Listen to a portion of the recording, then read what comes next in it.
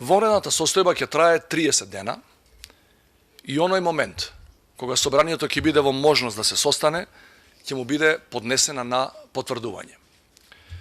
Пред истекот на овие 30 дена, очекувам владата да ми поднесе детален извештај за ефектите од дотогаш преземените мерки и образложен предлог за потребата од евентуално продолжување на вонредната состојба за дополнителни 30 денови.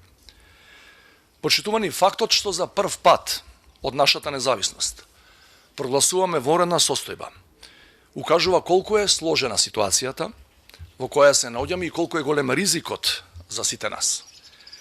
Од денес, извршната власт ќе има зголемени надлежности и ќе може да ги користи сите ресурси на државата. Повторувам, сите, и државни, и приватни, за поуспешно да се справиме со епидемијата.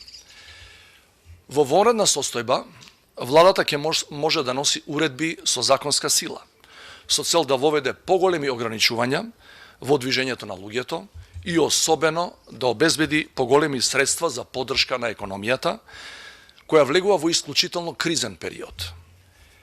Епидемијата значително ги оптовари ресурсите на државата. И веќе во овој момент штетите за фирмите кои не работат се огромни. Тука владата мора да понуди значителна помош и поддршка. Почитувани, како држава и како граѓани не очекуваат тешки денови.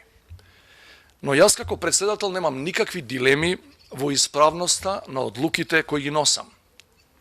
Очекувам дека и владата, која што во престојниот период ќе има најголемата одговорност, ќе биде на висина на задачата и на искушенијата кои ги носи актуелниот политички и историски момент.